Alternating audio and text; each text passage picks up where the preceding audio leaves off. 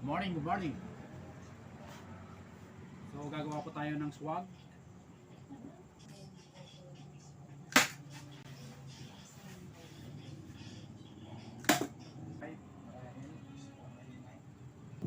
Dito po yung sentro ng swag natin gagawin. Dito yung kanyang sentro. So ito yung sentro ng ating tela. Tatapat po natin dyan. Tatapat po natin dyan. And then, tutuklip natin ng mga 5 cm. 5 cm. Then, yung mark natin kanina rito na 20 cm. 20 po rito. Dito sa sentro ay 20 rin. Dahil dito po tayo mag-start. Depende kung anong gusto mong distansya rito. Basta yung sentro ng tela, sentro mo rin dito. And then mag-start tayo rito sa ating kanila. Halimbawa, ganyan ang gusto mong distansya rito. Then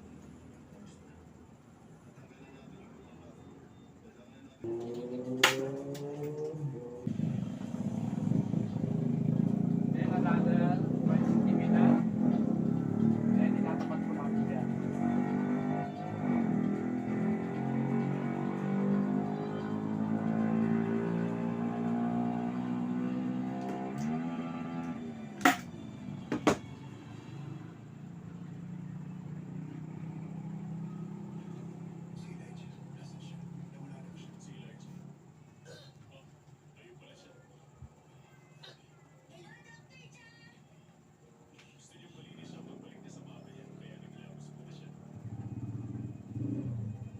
Next po is palagi tayong mag-uumpisa rito sa sentro. Then kukuha tayo ng another, dito pa tayo susukat dito sa ating palad. Pasok natin ganyan, ipitin natin ganyan, then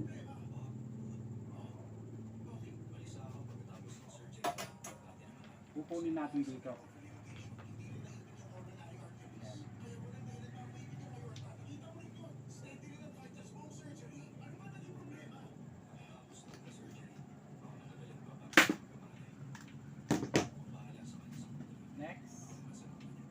Dito naman tayo sa kabila. Palagi natin hinawakan dito sa sentro.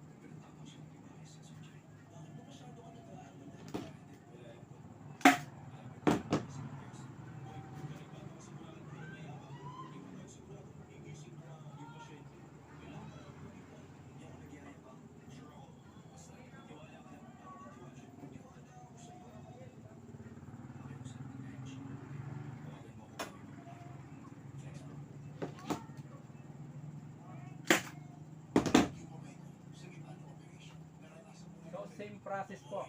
Lagi nating mag-start dito sa gitna. Pupunin natin ganyan. And then, hilahin po natin dito sa itaas.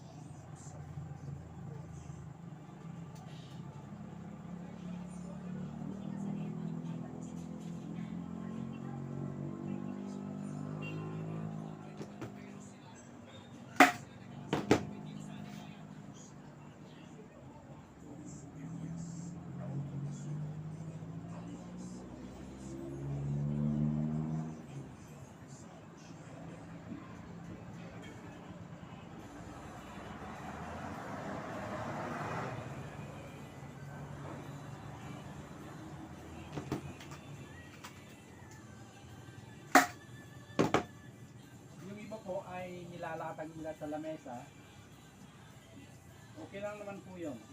Wala naman pong problema yun. Pero ako po kasi, mas sanay po ako dito sa ganitong pamamaraan. Ito. Dahil yung pag-ayos sa tela sa sa swag sa lamesa, magkakaroon po ng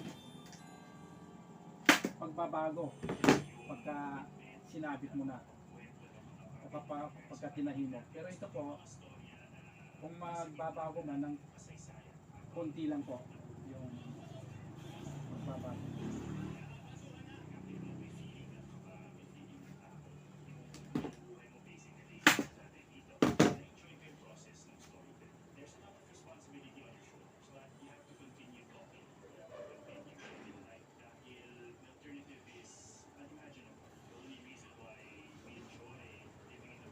May mga tela po na magandang lahat ng tela is magagawa mo maganda ang pagkagawa. Lalo po yung mga matitigas na tela na mahirap sumunod. So wag po natin i-expect na lalabas ng maganda yun, yung mga matitigas na tela. So pipili rin po tayo ng ating gagawin design ng kurtina. Halimbawa ito, maganda po ito. Malambot at saka manipis.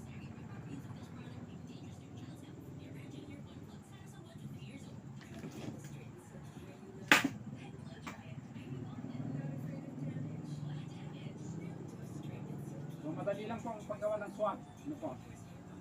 Madali lang po. Kapag natutuhan po nyo ito, pwede po kayong gumawa ng yung mga curtain na elegante.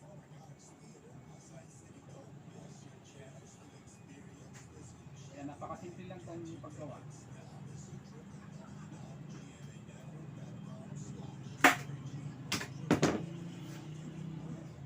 So ang minimum po na plates niya is ito, 1, 2, 3, 4, 5, 6, 7, 8. 8 na po ito. So pwede na po ito. Okay.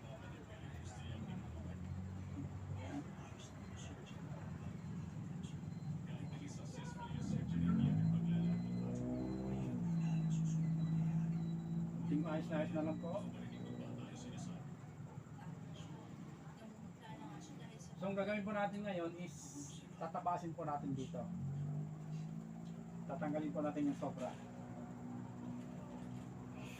Pero bago po natin tapasin, kung gusto po niyong lagyan ng borlas, o tawag namin po rito, lace. Ewan ko po kung anong tawag dito sa Pilipinas ito. Pero ang tawag namin po sa abroad dito ay lace. So bahala na po kayo kung gusto nyo itawag dito ano po. So halimbawa po, ganyan yung borlas niya, o lace niya. Yan.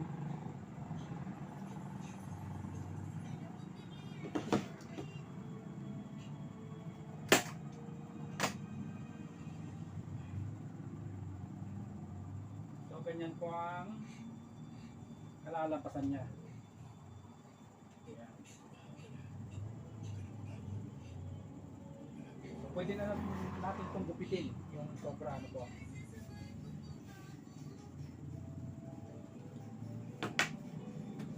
Kailangan po natin markahan para sigurado.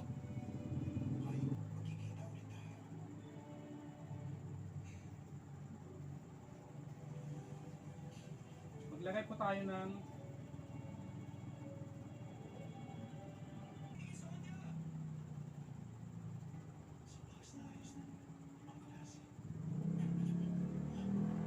so ayan po, pwede na po natin siyang gupitin.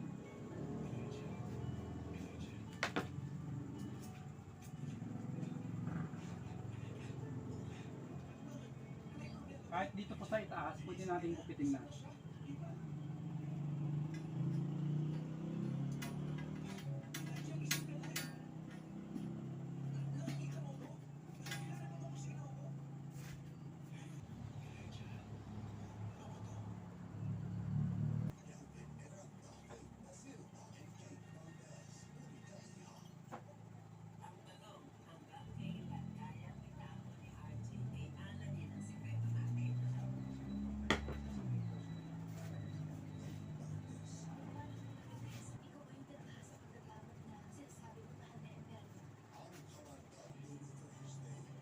finished product na swag. Yung sobra po rito, yun po ay para sa tupi. Pagka inilagay po natin yung kanyang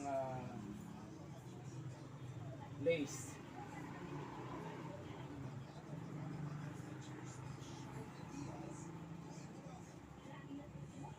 So ayan, ganyan lang.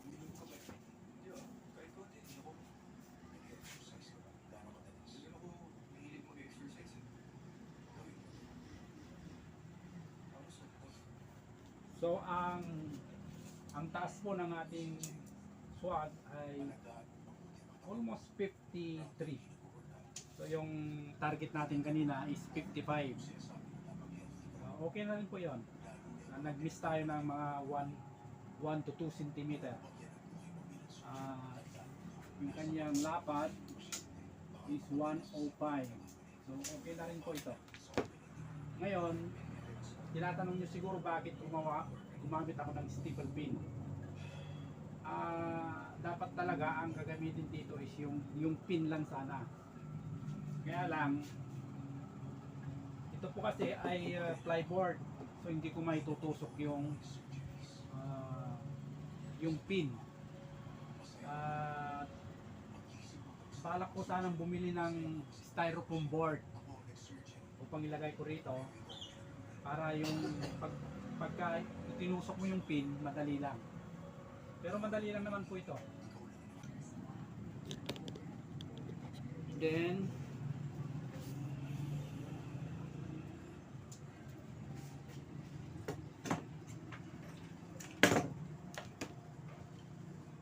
lalagyan mo yung karton dito.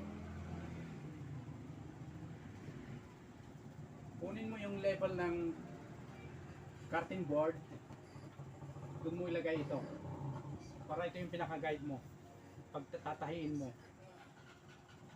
Ganyan, patong mo dito,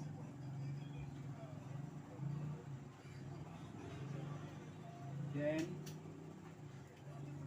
stapler.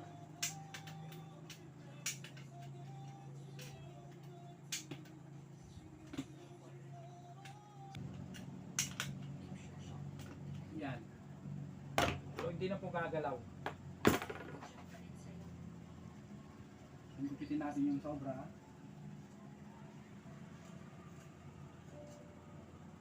Okay.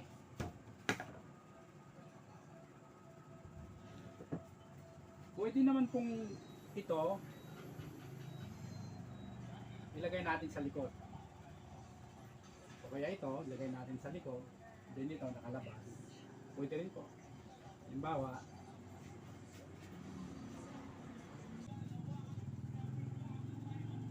gusto mong ito yung pinaka-carded board niya, gusto mong ilagay dito sa ilalim,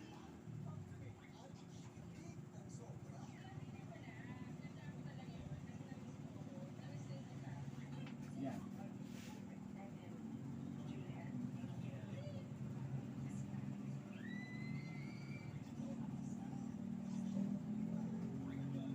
Largo mo ng kaunti.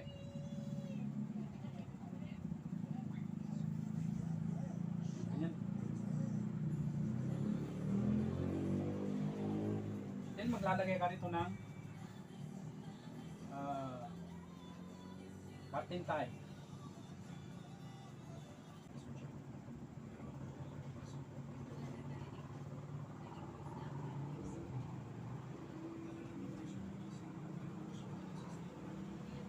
Yan po.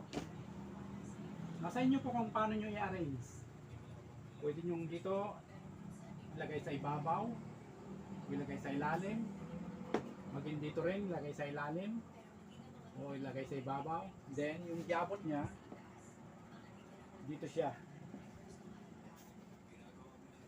Wala pa akong nagawang jabot. Kung halimbawa yung jabot niya dito,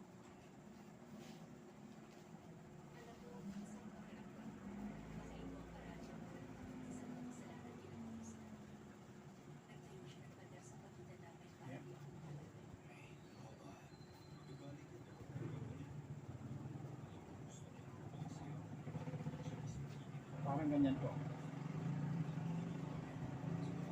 Dito tayo nagmarka kanina, 20 cm lang po dapat. Huwag po natin ilalagay ng malapad na ganyan. Masagwa po.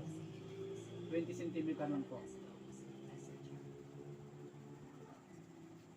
Para po hindi matakpan yung swab. Kung ilalapad mo yan, matatakpan yung swab.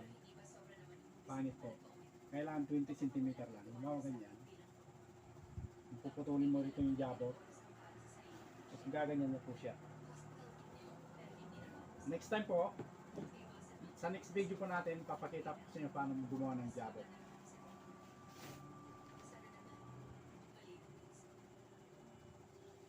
Okay?